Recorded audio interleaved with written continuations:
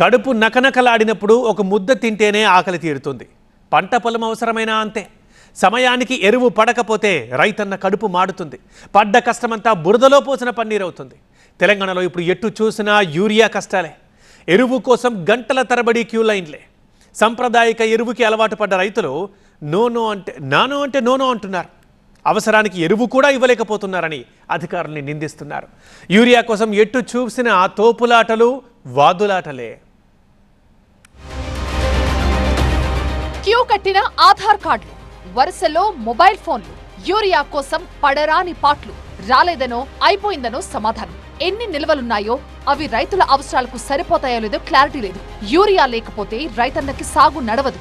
అందుకే తెలంగాణలోని కొన్ని జిల్లాల్లో ఎటు చూసినా యూరియా కోసం బారులు తీరిన రైతన్నలే. కేంద్రం నుంచి అవసరాలకు సరిపడా యూరియా రావట్లేదు అన్నది అధికారుల నుంచి వస్తున్న సమాధానం. మార్క్ఫెడ్ వద్ద అరకొర నిల్వలు, ప్రైవేట్ డీలర్లు కృత్రిమ కొరత సృష్టించడంతో తెలంగాణ రైతు గోస అంతా ఇంతా కాదు. ఈ రోజు వచ్చిందని చెప్పారు. ఈ రోజు లైన్ కడితే 5 బ్యాగులు ఇస్తారు.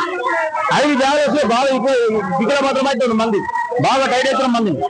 ఎందుకంటే మాకు సరిపోయే మాలు వస్తుంది కాబట్టి మాకు సరిపోయేటంత బుద్ధి రావాలి కదా.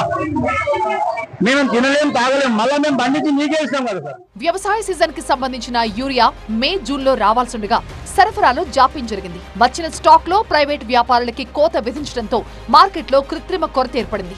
బయట యూరియా దొరక్క రైతులు ప్రాథమిక వ్యవసాయ సహకార సంఘాలపై ఆధారపడాల్సి వస్తోంది. మార్క్ఫెడ్ పరిధిలోని PSCS లో ఎకరాకి 2 బస్తాల చొప్పున అమ్ముతున్నారు. 9 రోజుల నుంచి సార్ రోజు 4 గంటలకు ఆడోళ్ళు మగోళ్ళు పని పెట్టుకొని వస్తారు సార్. ఏం పని చేయక సార్ ఈ పొద్దున్న ఈయన అవుతుంది.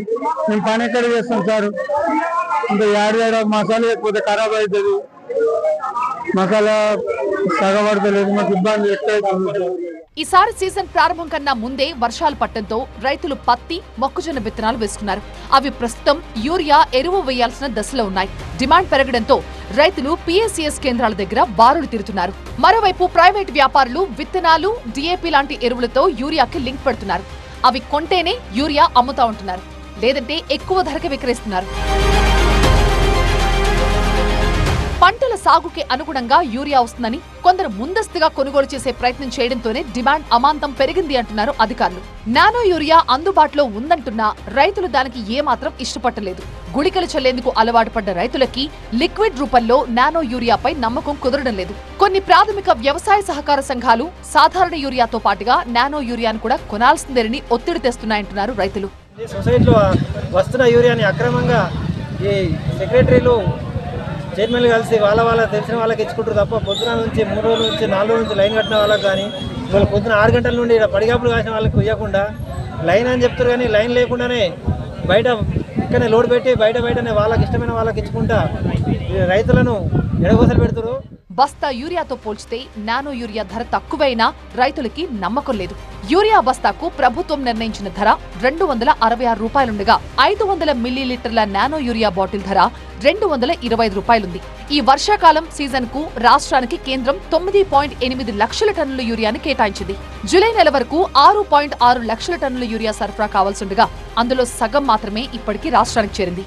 ఉమ్మడి నిజామాబాద్ జిల్లాలో రైతులకు యూరియా కష్టాలు తప్పడం లేదు. కొత్తగా యూరియాతో పాటు ఖచ్చితంగా నానో యూరియా బాటిల్ తీసుకుంటేనే యూరియా బస్తాలు ఇస్తామని సొసైటీలో మెలిక పెట్టడంతో రైతులంతా ఆగ్రహం వ్యక్తం చేస్తున్నారు. ఇప్పటికే సాగు పనుల్లో నిమగ్నమైన వారు యూరియా కోసం క్యూ లైన్లలో నిలబడుతున్నటువంటి పరిస్థితి. నానో యూరియాకు అసలు ఈ గతంలో ఎప్పుడు వాడినటువంటి యూరియాను అంటగట్టే ప్రయత్నం చేస్తున్నారు. రైతులు ఉన్నారు, అడిగి తెలుసుకుందాం. చెప్పండి, ఎట్లా ఉంది అసలు యూరియా మీకు వచ్చిందా? యూరియా పరిస్థితి ఏమంటారు సొసైటీలో యూరియా లేదు సార్, యూరియా స్టాక్ లేదని చెప్పి నానో యూరియా ఇస్తామని చెప్తారు. బాటలు ఆ బాటలు ఇస్తేనే తీసుకుందామని చెప్తారు, లేకుంటే లేదని చెప్తారు. యూరియాతో షార్టేజ్ ఉంది, దాంతో ప్రాబ్లం అవుతుంది. సొసైటీలో ఏమంటున్నారు? యూరియా కోసం పోతే ఈ నానో యూరియా గురించి తీసుకుంటేనే యూరియా ఇస్తామని చెప్పేసి వాళ్ళు చెప్తున్నారు. ఎందుకు మీరు అడిగినాం అంటే ఇది బయట నుంచి వచ్చింది, దానికి మేమేం చేస్తామని వాళ్ళు చెప్తున్నారు. ఎప్పటి నుంచో వీళ్ళు మామూలు యూరియా, గుళిక యూరియాని వాడుతూ ఉంటారు. ఈ నానో యూరియా తీసుకుంటేనే యూరియా బస్తా ఇస్తామంటున్నారు. అది కూడా గంటల తరబడి క్యూ లైన్లో వేచి ఉంటేనే యూరియా బస్తాలు దొరుకుతున్నటువంటి పరిస్థితి. పంట వేసే సమయంలోనే రైతులు యూరియా చల్లుతారు. నానో యూరియా వాడకంపై రైతులకి సరైన అవగాహన లేకపోవడంతో నష్టాలు జరుగుతున్నాయి.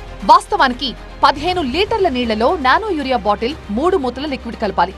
పిచికారిలో ప్రత్యేక జాగ్రత్తలు తీసుకోవాలి. పొరపాటున ఎక్కడైనా ఎక్కువ మోతాదులో పడితే పంటకి నష్టం జరుగుతుంది. అందుకే రైతులు నానో యూరియాపై ఏమాత్రం ఆసక్తి చూపడం లేదు. సొసైటీలకి క్యూ కట్టి ఆధార్ కార్డులు, మొబైల్ ఫోన్లని క్యూ లైన్లో పెట్టి ఇలా పడిగాపులు కాస్తున్నారు. పత్తికి మసాలా వేయడానికి వచ్చినాం. పొద్దున్నే వచ్చినాం 6 గంటలకు. చిన్న పిల్లని నిలిపబెట్టి టిఫిన్ ఇట్లా ఏం లేదు. మొన్న ఒక రోజు వచ్చిన, ఆ రోజు దొరకలేదు. ఈ రోజు కూడా వచ్చిన. ఇంకా టైం బాగా అవుతుంది. దొరకదో కూడా తెలియదు. బండరాళ్లు, చెట్టు కొమ్మలు కావేవి క్యూ లైన్ కి అనర్హం అన్నట్లుగా ఉంది పరిస్థితి. కొన్ని చోట్ల రైతులు అసహనంతో నిరసనలకు దిగుతున్నారు. తోపులాటలు, వాదులాటలతో ఉద్రిక్త పరిస్థితులు ఏర్పడుతున్నాయి. పిఎస్సిఎస్ కేంద్రాల సిబ్బందితో రైతులు గొడవకు దిగుతున్నారు. దీంతో పోలీసులు జోక్యం చేసుకోవాల్సి వస్తోంది. మరోపక్క కేంద్రమేమో తెలంగాణలో యూరియా వినియోగం 21% పెరిగిందంటోంది. తెలంగాణలో యూరియా కొరతను రాష్ట్ర ప్రభుత్వం ఎలా అధిగమిస్తుందో చూడాలి.